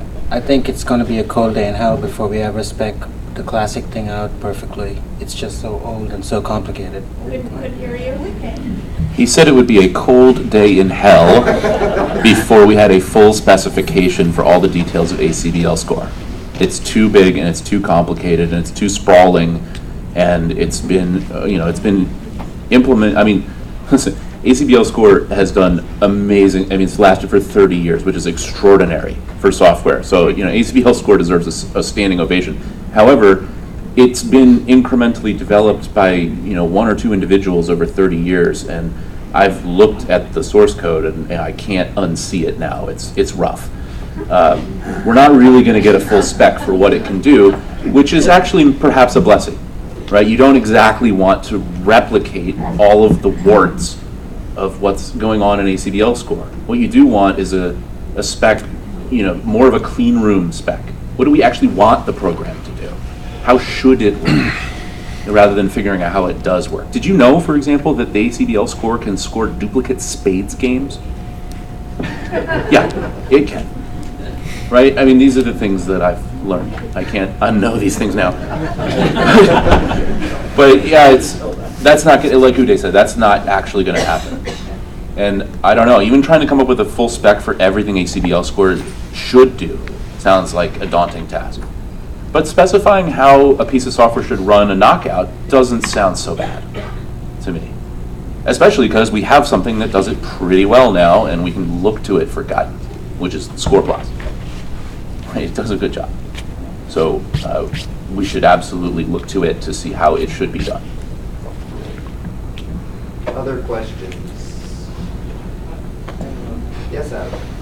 I'm curious about the committee's opinion about two things. First is the committee in unanimous agreement that ACBL score is at the end of its lifetime and the plan moving forward has to be to retire it within the next couple of years? And the second question is about the personal web server model that ACBL Score Plus used and whether that fundamental architecture is viable and how the members of the committee feel about that. Well, I'll venture a guess, but I can't speak for the whole committee, that the answer to the first question is yes. Anybody want to disagree? What was the first question again? The first question was whether we think ACBL scores at the end of its life and that it needs to be replaced in the next 2 to 5 years. Yeah. Yes. Don't you think the incoming CIO will have his own opinion, though? I mean, But we think it is. the question is what the committee thought. Right. I think this sort of goes back to the question someone else asked. What's the new guy going to do based on these recommendations? And he's going to make up his own mind, and we hope he makes up his mind with us. But, so I'm babbling. We hope he doesn't like DOS. I mean, I think anyone being brought in for a position as important as CIO needs to be the sort of person that can have reasoned arguments with people, right? If he has a significant technology background and he can, will both listen to reason and also ask challenging questions and force us to defend our points of view, then we can all come to a consensus together. We all agree right now, I think, that ACBL score is at best at the end of its lifetime, possibly past. If the CIO comes in and says, you guys are crazy, we should keep using this thing forever, I would need him to defend that point of view, and we don't want to hire the sort of person, CIO, who would just say my way or the highway, right? We're not saying this stuff because we hate ACBL score or something. We're saying it because it's just true, and we can, defend that technically if you want. But I can't imagine hiring someone who would be unable to have a productive conversation about that and come to a reasonable conclusion. If he's right that we should keep using ACBL score, he should be able to convince all 9 of us, all however many of us. He should be able to convince us of that. Right? And we're smart enough people that he's not just going to be able to pull the wool over our eyes. So I'm not worried about the CIO going rogue or something like that. If that happens, we have hired the wrong individual. Right? That's not a concern. The web server. Yeah, that's actually something that we haven't all agreed on. How viable a strategy that is. I don't know. I think my opinion is that it can be made viable if you are willing to tell clubs that are running laptops from 10 years ago that it's time to go spend $400 on a new computer at Best Buy. Which some clubs might say, okay, sure. And some clubs might say, $400? Oh my, no, I can't. That I don't know. If you have a really old computer, it might be a struggle. So, what's going to happen under those circumstances is either you run the thing and it's going to be slower than you're used to, like a lot slower. Or we're going to say, well, here's the final version of ACBL score. You can keep trying to use it as long as it's viable, but we're not going to support it. And if at some point it becomes incompatible with our back-end processes, you're going to be hung out to dry. Right? Greg, maybe you can 30 seconds of what a personal web server is. I think there's some in the audience. Sorry. So the architecture of ACBL Score Plus involves most of the complex logic running on a server, a computer that's out there in the internet somewhere, and then you run a web browser, Chrome or Internet Explorer or Firefox or whatever, or something on your phone that presents you the user interface. You talk to that thing, just like you go use your banking software or whatever. That software doesn't run on your computer; it runs out there. Now the problem is if you don't have an internet connection, what do you do? How do you run a game in a church basement that isn't connected to anything? So what you can do is you can take all of that server software that would normally run on the internet somewhere, and you can run it all locally. And then your web browser, instead of talking to some computer out in the ether somewhere, just talks to the same computer that you're running on. Web servers are big pieces of software, and on a little itty bitty computer from the past, this may not fly, right? And so one of the things that needs to be decided before anybody embarks on anything is a clear minimum system specification for ACBL Score Plus, right? A hardware specification. Like, what's the minimum computer this thing needs to run on? How much RAM? How fast a processor? How old? What operating system? Right? Most of the computers that I run into in ACBL land run Windows XP, which hasn't been supported by Microsoft since, I don't know, like forever, right? Well, I think they dropped support like last year. I think. Yeah, I mean, it's very old, right? And it's not officially supported, and part of the reason for that is just technical. It's hard to get ACBL Score running on newer computers. It can be done, but it's not like, it can be hard. So a lot of people have these older computers, they don't want to replace them. I don't know. Question back. Yeah. Rob? Yeah, I heard mention in the early part of the discussion that one of the things that was thought desirable was that the interface, like kind of the look and feel of ACBL Score Plus be like ACBL Score. Now, ACBL Score was developed originally as a DOS program that ran on computers with like 640K or something, and the world has changed a lot. Most software that lasts that long evolves with it, including the interface. And it seems to me that it would be unrealistic and not really desirable to have, to replicate that look and feel. Can you comment on that? I can make a comment on that. I agree with you about the look and feel, but when you talk to tournament directors who are the real power users, I think it's really important that if they hit a function key to enter scores, or the way the particular keys that they use to do score entry, and you decide to change that arbitrarily, that's not going to be good for anybody. Microsoft did that, and they changed all the keystrokes that the power users, the secretaries, would use, and that was a disaster for Word. They had to actually go back and undo that. So I think that's an important thing beforehand. Obviously, it's going to look different. It's going to look more modern. But if there are certain features that the power users need and like, by just typing in a quick command or hitting a function key, that sort of user interface should remain. Thank you. Yeah. I think that's an example of, I think some talk has happened about design decisions that are as yet unmade. And that's a good example of one of them. And this business about the personal web server, that's another one. Like, how important is it that ACBL Score replacement, whatever it's called, how important is it that it function without an internet connection? Now, the immediate easy answer is, well, my church basement doesn't have an internet connection. Okay, well, will that be true 10 years from now? I don't know. But there's a cost associated with insisting that the software work offline. And I'm not saying that it's a mistake to support offline use, but it's important to understand the cost of that. Right? The cost is designing something that it has. If you didn't have to do that, you wouldn't need an installer. Right? All you need is a web browser. You don't need any software at all. Right?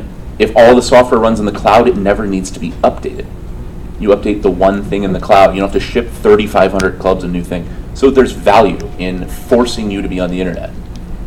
But, not every club's on the internet. So what do? These are difficult trade-offs. And the user interface is another one. Right? Power users are going to get left out to dry. They have to completely relearn how to use the thing. But new users are going to probably be pretty happy that they don't have to memorize a bunch of crazy 3-letter commands and function keys and stuff. Anybody's used ACBL Score knows it's like, but you get used to it and you get really fast at stuff. right? That's what a power user does. Those are trade-offs too. Those are hard design decisions, and they need to be made carefully.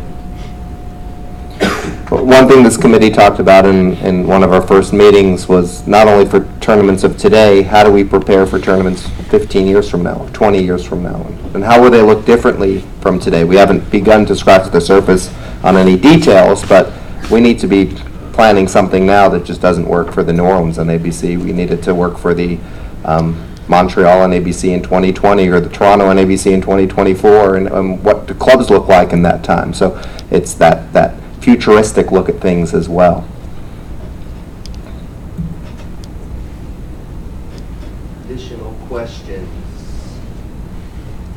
Kevin shaking his head no. I have a bunch more questions if no one else does. We're afraid of that. When did you start?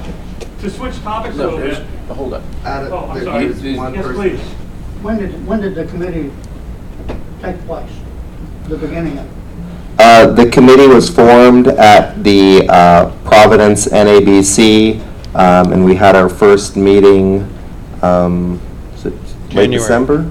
Is that about right? Early January, late December? January. Early January, January. the first week in January. I So, think you've accomplished a hell of a lot and needed to be applauded for it. Thank you, Bill. and credit to these guys. They have worked their tails off. The number of emails that go back and forth at all hours of the night, I mean, they really have done a tremendous job and have been great to me, and I continually thank them, but I just want to do that in the public forum. Adam. I'm curious about the Learn to Play Bridge software that was launched, I don't know, last year maybe. And I'm curious who wrote it and how much it cost and what the assessment of it is, and if there's a possibility to make it better.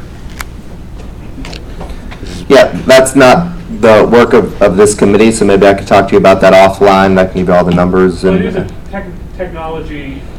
it hasn't been any. Yeah, it hasn't been anything that this committee's even talked about to date. That doesn't mean we won't talk about it in the future. You waited too long, I got another question. You shook your head no, Kevin. I did. You had your chance. Uday, I was hoping maybe you could comment on whether the amount of money we're spending on the data center is wise, and we're spending a lot of money on like disk drives and things like that. It seems antiquated. Maybe Did we cut that? I don't have enough data to know if they're spending too much, too little.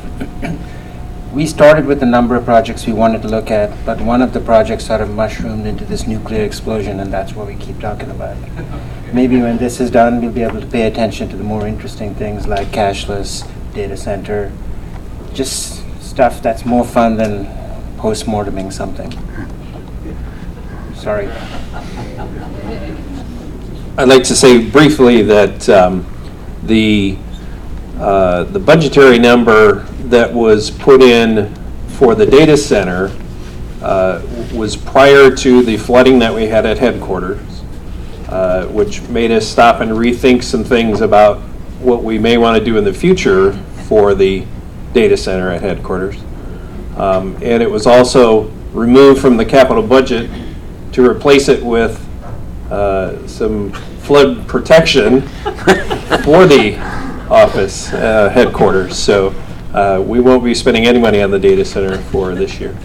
And part of that also was due to this committee and wanting to make sure we have the right path forward before we invest any dollars. Adam?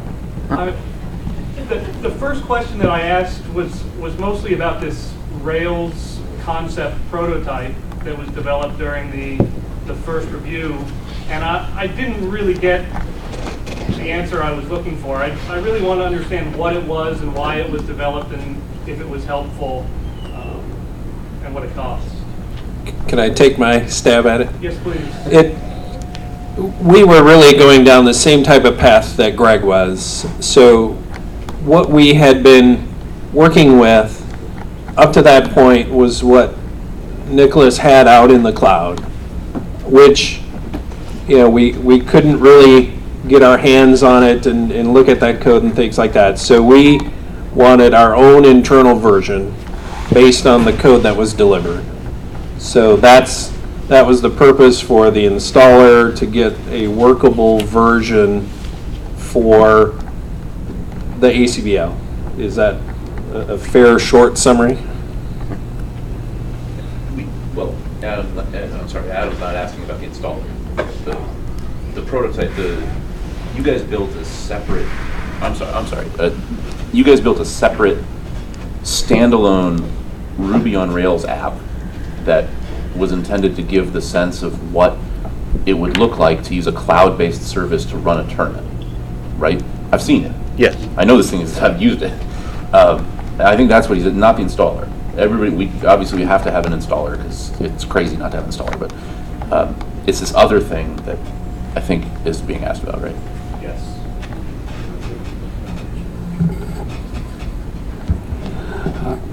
The prototype is not meant to be something extensive, such as the Score Plus that was at the time we evaluate.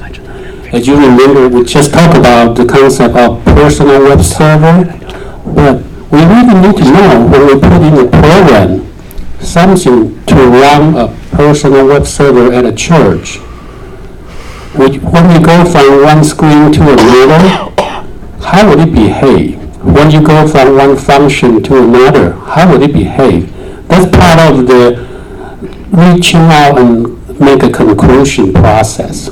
So I'm not talking about the installer, but I do talk about this simple prototype so that we can evaluate, because this is such an important project. We cannot just say we think.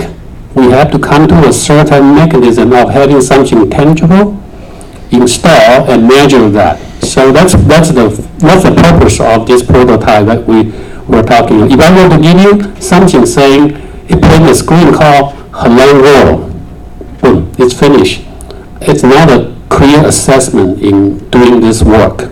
So I just wanted, I don't know if I'm answering your specific question. It's part of the measurement process and evaluation. The one thing I want to get back to this group, and we're going to have to parse some numbers, is exactly what each of these things cost. I think there's an assumption that the prototype cost $150,000, and I don't believe that's the case. So I want to go back. There was an installer. There was a number of things done. This wasn't a $150,000 prototype. What a deliverable back to this group will be those specific numbers for each of the different deliverables, if that's acceptable to you. I think the question I really want answered is, if you get the thing and it doesn't seem to be working the way you thought it was going to, why would you not call up the developer and say, what's going on, what am I missing here? Why would you instead try to build your own thing? And whether that thing works or not, how is that even a helpful tool? Yeah, as I mentioned earlier on, there were ongoing meetings with the developer, so it wasn't like we had not been in contact with the developer in 6 months or anything. I mean, there were ongoing meetings. I think Nicholas flew to Horn Lake in February, near the end of the term of the contract. So we had seen all these things and heard feedback from the developer, all throughout the process. Sure, I'm sorry to interrupt, but Greg was having problems installing the thing, and he had a phone call with Nick and was able to get it up and running. And the ACBL evaluation team was having problems installing it, and they built their own installer without talking to Nick, and then built their own prototype of what the thing might look like if it might work. Is that a correct assessment? Well, Adam, I think we all need a chance to go back and look at this again. So if you allow us a little bit of time to go and back on this project and research the specific costs so we can give you a better answer. I don't think we're prepared to give you a better answer right now.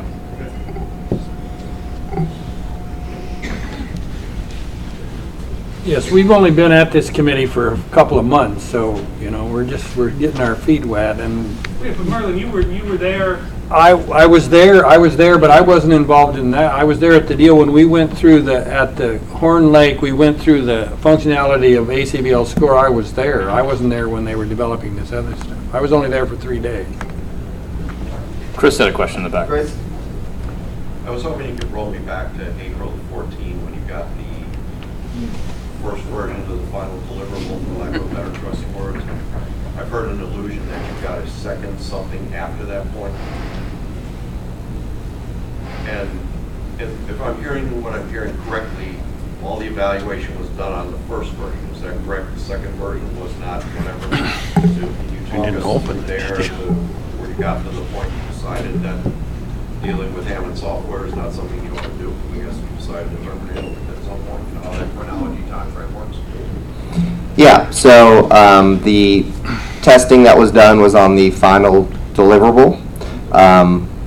Other deliverables came after the final deliverable, and I think they may still be coming. I believe the developer is working on this project currently. That is not necessarily anything that the ACBL owns.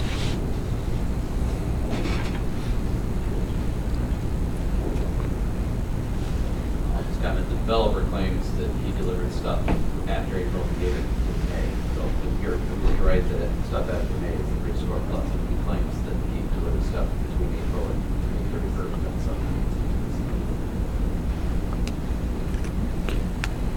Any other, Joanne? Just one more question, and as a follow-up to one I asked earlier, I just wanted to get further clarification.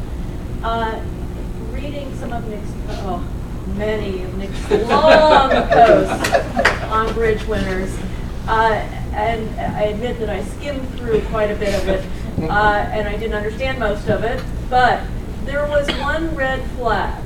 He mentioned something, it was related to a thread on using parts of the program, and the league developing things that may have been influenced, or we might have gotten the idea from his design.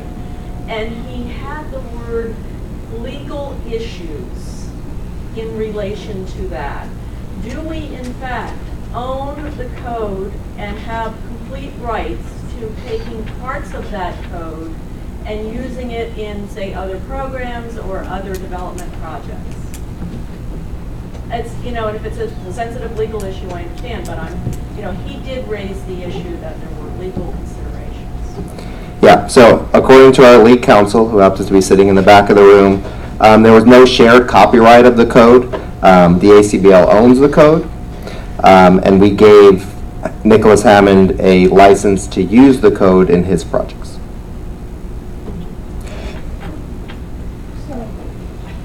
Yes, Barbara.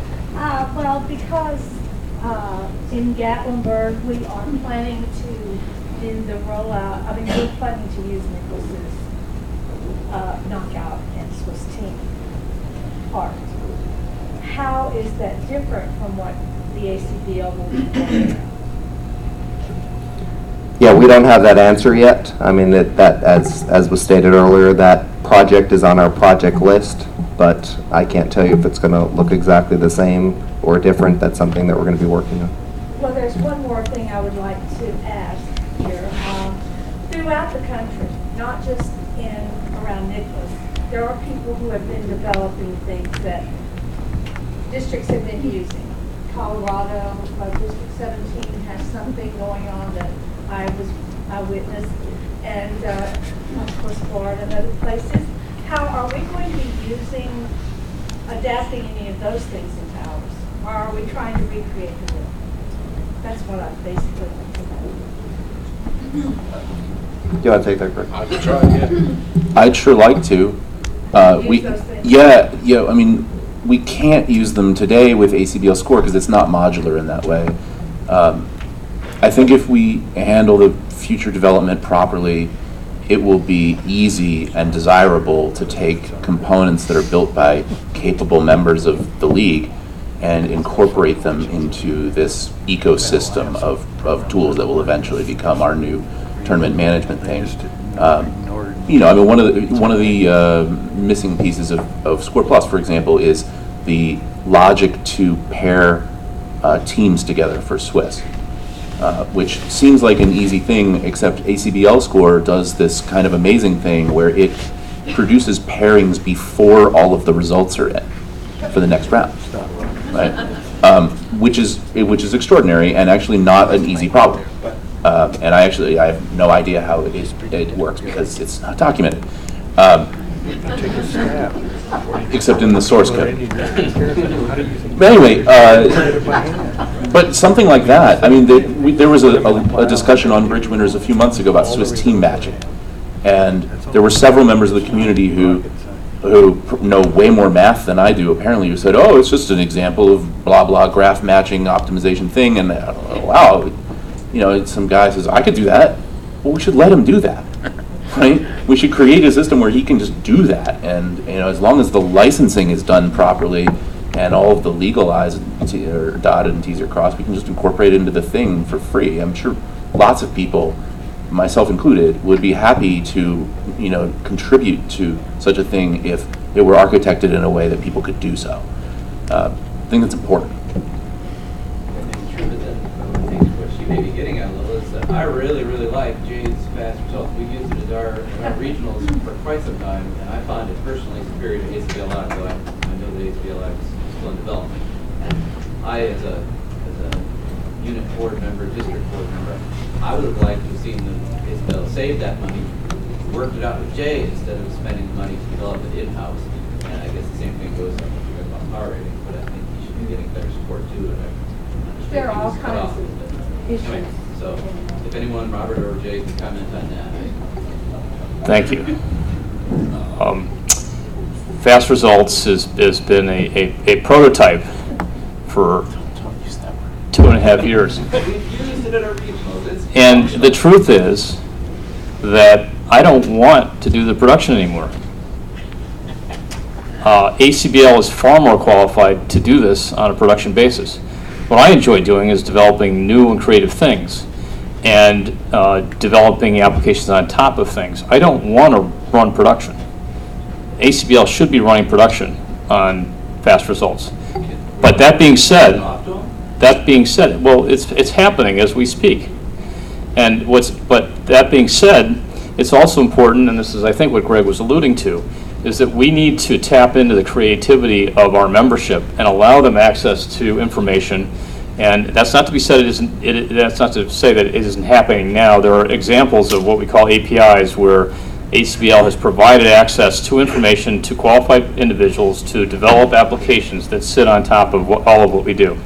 That's the kind of vision and opportunity we need to enhance and provide our members an opportunity to build creative things. There are a lot of creative, talented people out there who, if given access to this information, would be able to help and develop and prototype new things that we haven't even thought of before. We will not be able to develop all of the future applications ourselves, and I don't think we have a monolithic vision that the ACBL is going to do that. So, at least from my perspective, I really want to see the ACBL take over the responsibility for the hardcore applications, the production applications, but allow us the creativity to develop interesting and new pieces. So that's different from what we've heard management say in the past, so I'm curious about what management's thought on this is. We're in agreement with Jay on that, and that's one thing that's come out of the last few months is this coming together of ideas. I mean, there really has, I thought it would be a lot tougher, honestly, to get everybody on the same page, but as we talk through these ideas, there has been unanimity on the way to proceed forward. So I'm in complete agreement with Jay. And then internally, we've been working, since I've been on board, to put ourselves in a position to start partnering with organizations. And over the last 12 months, we've been doing that in some areas. And it's stuff like Learn to Play Bridge. There's a lot of interaction between those two software packages. So we are much better positioned to do those things going forward than what we were when I came on board. The latest agreement we signed was with a group called Bridge Winners that you may be familiar with, and passing data back with them to help the advanced sale of entries of NABC, so they could tap into our database systems to allow for easier access to. I'm going to break your other foot. We have a zero tolerance policy. Oh, okay. Don't worry, I'll do it away from the tournament. I was actually just going to mention that the ACBL has, and Bruce in particular, has done a bunch of things recently about opening up their data to third-party developers through normal APIs. And so we haven't integrated it into the entry sales stuff yet, but we will be able to do things like pull down player names and information and stuff just from the number and validate it and check if you're eligible for the platinum pairs before you buy an entry for it, for example. So that's been really encouraging, and I hope that that continues, especially as you start to do things like getting results into a large database. Being able to mine that database for information will be unbelievably valuable in ways that I think people don't even really realize yet. And about fast results in ACBL Live, I hope that whenever all the dust settles and we have a new thing and we can finally take ACBL score out in the back and shoot it, we'll have an environment where if Kevin, if you say I hate ACBL Live, I could do better, that you can just go do better. You can build your own thing, and because everything will be built in an appropriate modular and open way, you can build a competitor to ACBL Live, and if it's really better, people will just use it, right? And it will be up to you to develop something that's similar enough that people won't freak out because it's so different, but better enough that they will just naturally gravitate towards it, and ACBL Live would just die, right? Competition is good, and if the software is done properly, you can actually have micro competition for little individual modules. You don't like the way your thing is texting results to me because it looks ugly, write your own. Right? We would definitely like to make that available. But again, creating an architecture where that sort of thing is possible is really hard. And the right person needs to be like directing that large architectural effort. Not the pieces, but that big vision of like how do we build software in a way that that can happen. That's not easy. If you don't get it right from the beginning, it's hard to extricate yourself from the mess. So you're offering to work for Robert? I'm sorry, I didn't hear the question. You can't afford it. Speak it. I don't believe I ever said I was even qualified to do this, but we need that person. We'd have to pay for more than 1 year. I didn't say I wasn't qualified either. I'm just saying we need that person. We need that person, and I mean, if in an ideal world that would be the CIO or certainly a senior person that person would bring on. They need to appreciate the importance of that role and either fill it or staff it. Yes, sir. Barclay Calkins, District 3. I live with a district director, and she's got the problem when she gets back, and then I suspect all the other directors have this. She's going to need to write an article for her district director's report, and the readers are going to be predominantly low-tech people, so they're going to want to hear in layman's terms something that gives them comfort that ACBL is moving in a good, constructive, positive direction on the whole matter of managing technology. And suspecting, as I do, that we're probably getting toward the end of this meeting anyway, this might be a way of inviting some concluding comments, but I'm just wondering if any of you would sort of take a stab at articulating one or two or three of the key points that you would want to communicate regard to kind of the average player out in the club, or club owner or club game director. What do you want them to know about the current state of technology and what to expect? Well, I'll take the first stab at it as related to ACBL score. There's a move towards doing more modular pieces, so we don't have one big rollout, so there's not, one day something gets shut off and another day something gets turned on. And that will allow us to have projects that are smaller in scope, and those can be rolled out individually over time in small bits and pieces. So there's, again, not going to be this one big changeover. In addition, the money being invested in technology, and specifically ACBL Score Plus, for these projects will all be mobile. Is that the right? Is that well, I'll call them transportable. You can take them to the new project.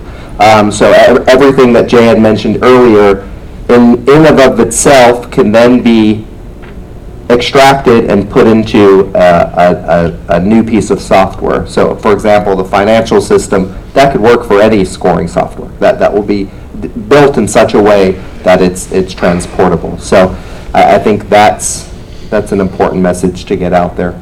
Does anybody else on the committee have any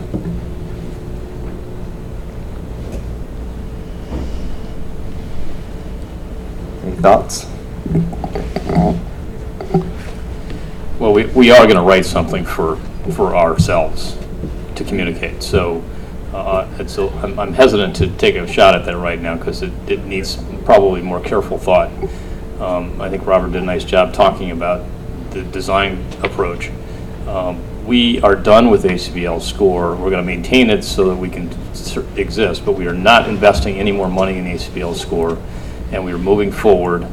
And we'd like that transition to be as transparent to the users as possible. Ideally, they don't even know. They will see, externally, they'll see new access to that information. They'll see it in different places. They'll see it on their phones. They'll see it on their computers. They'll see it on the wall. I don't know where else they may see it, but they'll see it in different places and different places. But we want to bring it closer to the user. We want it to be more flexible. And we also want to tap into the creativity of our existing player universe so that we can develop more creative applications. What that looks like, I don't know, but we want the experience to be transparent to our users. Well, I want to thank everybody for coming here. I think this was a productive session. I think everybody participated and listened and respected each other's thoughts.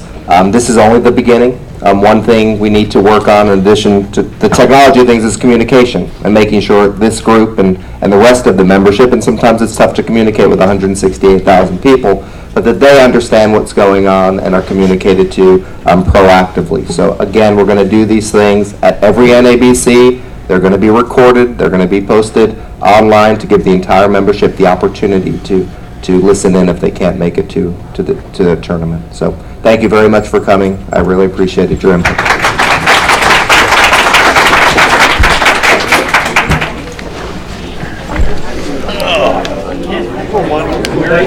I think we're going to see you in 2 minutes. In 2 minutes? Is that right? What's up, buddy?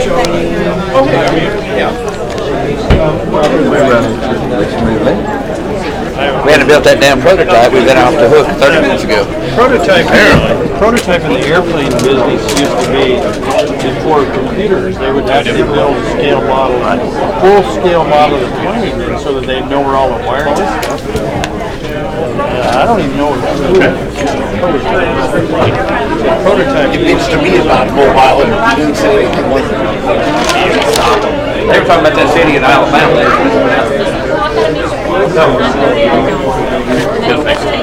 Thank you, Jack. Good job. You get my text? Did you get my text? 1 second. My text?